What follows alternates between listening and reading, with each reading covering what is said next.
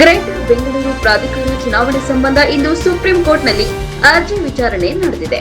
ಈ ವೇಳೆ ಸರ್ಕಾರ ಸಲ್ಲಿಸಿದ್ದ ಅರ್ಜಿ ವಿಚಾರಣೆ ನಡೆಸಿದ ಪೀಠ ಮತ್ತೊಮ್ಮೆ ಸಮಯಾವಕಾಶ ನೀಡಿ ಮಹತ್ವದ ತೀರ್ಪು ನೀಡಿದೆ.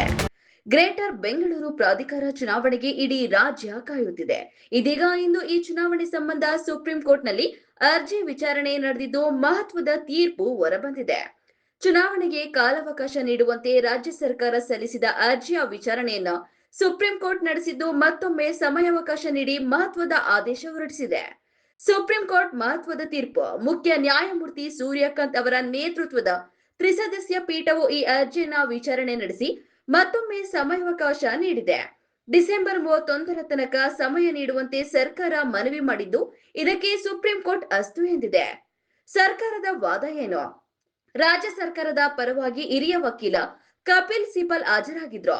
ಸರ್ಕಾರದ ವಕೀಲರು, ರಾಜ್ಯದಲ್ಲಿ ಎಸ್ಐಆರ್ ಪ್ರಕ್ರಿಯೆ ನಡೆಯುತ್ತಿದೆ.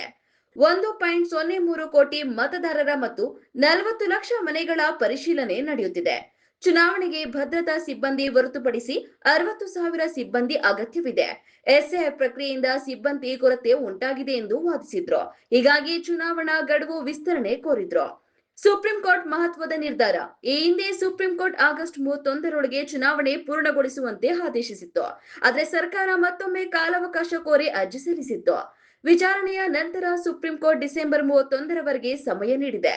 ಸರ್ಕಾರದ ವಾದ ಆಲಿಸಿದ ಸುಪ್ರೀಂ ಕೋರ್ಟ್, ಸರ್ಕಾರ ಡಿಸೆಂಬರ್ 31ರ ತನಕ ಸಮಯ ನೀಡುವಂತೆ ಮನವಿ ಮಾಡಿದ್ರಿಂದ ಮತ್ತೆ ಡಿಸೆಂಬರ್ 31ರ ತನಕ ಸಮಯಾವಕಾಶ ನೀಡಿದೆ.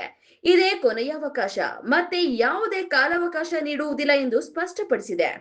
ಜಿಬಿಎ ಚುನಾವಣೆಯ ಹಿನ್ನೆಲೆ ರಾಜ್ಯದಲ್ಲಿ ಈಗಾಗಲೇ ಜಿಬಿಎ ಚುನಾವಣೆಗೆ ಸಿದ್ಧತೆ ನಡೆಯುತ್ತಿದೆ. ಆದರೆ ಎಸ್ಐಆರ್ ಪ್ರಕ್ರಿಯೆಯಿಂದ ಸಿಬ್ಬಂದಿ ಕೊರತೆ ಉಂಟಾಗಿದೆ. ಮನೆ ಪರಿಶೀಲನೆಯಿಂದ ಚುನಾವಣೆಗೆ ಸಿಬ್ಬಂದಿ ನಿಯೋಜಿಸುವುದು ಕಷ್ಟವಾಗುತ್ತಿದೆ ಎಂದು ಸರ್ಕಾರ ವಾದಿಸಿದೆ. ಕಪಿಲ್ ಸಿಬಲ್ ಅವರು ಚುನಾವಣೆ ಮುಂದೂಡುವಂತೆ ಮನವಿ ಮಾಡಿದ್ದಾರೆ.